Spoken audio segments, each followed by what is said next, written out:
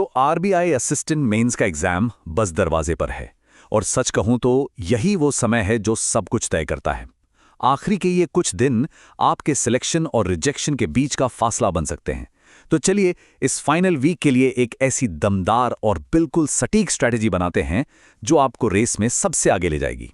अब इस वक्त हर एस्पिरेंट के दिमाग में एक ही सवाल घूम रहा होगा कि भाई अब क्या करें, क्या कोई नया टॉपिक पढ़ लें या दिन रात बस प्रैक्टिस करते रहें।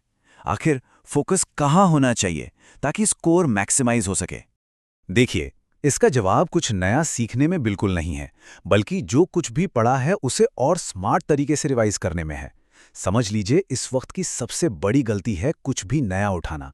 असली खेल तो इस बात का है कि जो आपको आता है उसे कितनी सटीकता और स्पीड से आप एग्जाम में उतार पाते हैं। और यहीं पर आता है हमारा गोल्डन रूल, सफलता का वो मंत्र जो इस पूरी स्ट्रैटेजी की जान है। इसे दिमाग में बिठा लीजिए। रिवाइज, प्रैक्टिस, एनालाइज और फिर इंप्रूव। बस यही वो साइकिल है जो आपको दूसरों से मीलों आगे खड़ा कर देगी। तो आने वाले कुछ मिनटों में हम इन 6 जरूरी पॉइंट्स पर बात करेंगे जो आपके आखिरी हफ्ते की तैयारी को एक सही डायरेक्शन देंगे। चलिए शुरू करते हैं सबसे पहली और सबसे जरूरी चीज से, आपकी मानसिकता, आपका माइंडसेट। यकीन मानिए, इस आखिरी दौर में आपका सबसे बड़ा हथियार यही है। एक बात को तो गांठ बांध लीजिए, कोई भी कैसा भी नया टॉपिक अब नहीं छूना है। अपनी पूरी की पूरी एनर्जी सिर्फ उन कॉन्सेप्ट्स को पक्का करने में लगाइए जो आप पहले से तैयार कर चुके हैं। इस समय गहराई चौड़ाई से कहीं ज्यादा जरूरी है। अब आते हैं उस चीज पर जो इस पूरी तैयारी का गेम चेंजर है, और वो है मॉक टेस्ट। ये सिर्फ प्रैक्टिस नहीं है दोस्त, अगर सही तरीके से इस्तेमाल किया तो ये आपका स्कोर आसमान पर पहुंचा सकता है। इस लाइन को बहुत ध्यान से समझिए। अगर आप एक के बाद एक मॉक टेस्ट देते जा रहे हैं लेकिन उसका एनालिसिस नहीं कर रहे हैं, तो आप अपना कीमती वक्त बर्बाद कर रहे हैं। असली इंप्रूवमेंट एनालिसिस से ही आता है। और देखिए, एनालिसिस का मतलब सिर्फ स्कोर देखना नहीं होता। आपको ये 4 स्टेप्स फॉलो करने हैं। पहला, अपनी एक्यूरेसी को ट्रैक करें। दूसरा, ये देखिए कि हर सवाल पर कितना टाइम लग रहा है। तीसरा, अपनी गलतियों के पैटर्न को पकड़िए। और चौथा, उन कमजोरियों को ढूंढकर फौरन रिवाइज करिए। ठीक है, अब जरा ये देखते हैं कि हर सेक्शन में स्मार्ट तरीके से स्कोर कैसे बढ़ाना है, क्योंकि हर सेक्शन की एक अलग डिमांड होती है। सबसे पहले बात करते हैं रीजनिंग की। जानते हैं पिछले पेपर्स का एनालिसिस क्या बताता है? ये कि 60 से 70% वेटेज सिर्फ और सिर्फ पजल्स और सीटिंग अरेंजमेंट्स का है। जी हां, यही वो एरिया है जो आपका सिलेक्शन तय कर सकता है। तो करना क्या है? रोज कम से कम 2 से 3 अलग अलग तरह के पजल्स और सीटिंग अरेंजमेंट सॉल्व करिए। सिलॉजिज्म और इनइक्वालिटी जैसे स्कोरिंग टॉपिक्स के रूल्स को बार बार दोहराइए।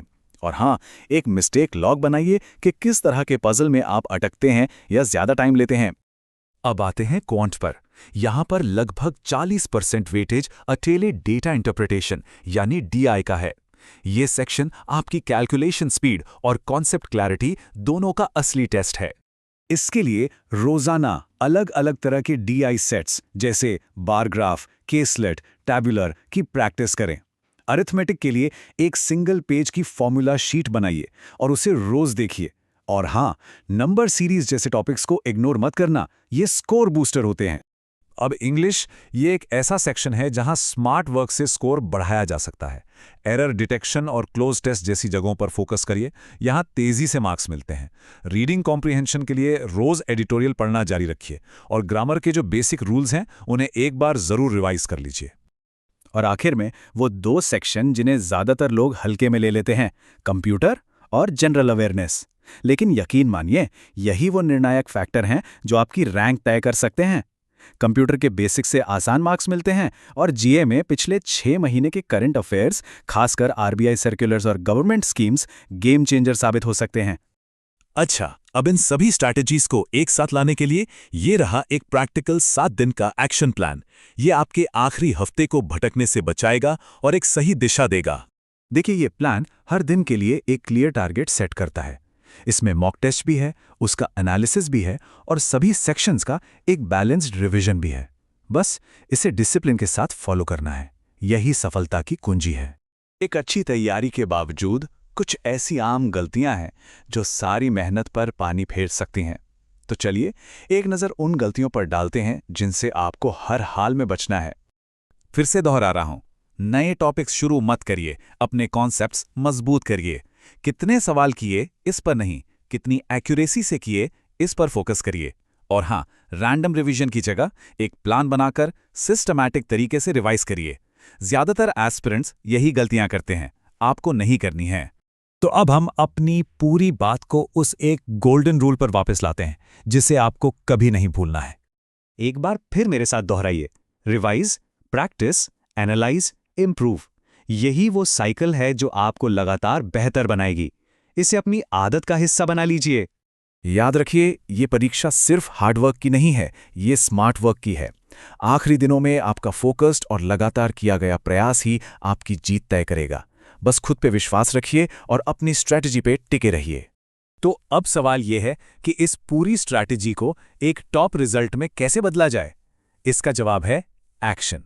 सोचिए मत, इस प्लान को आज से, अभी से लागू करना शुरू कर दीजिए।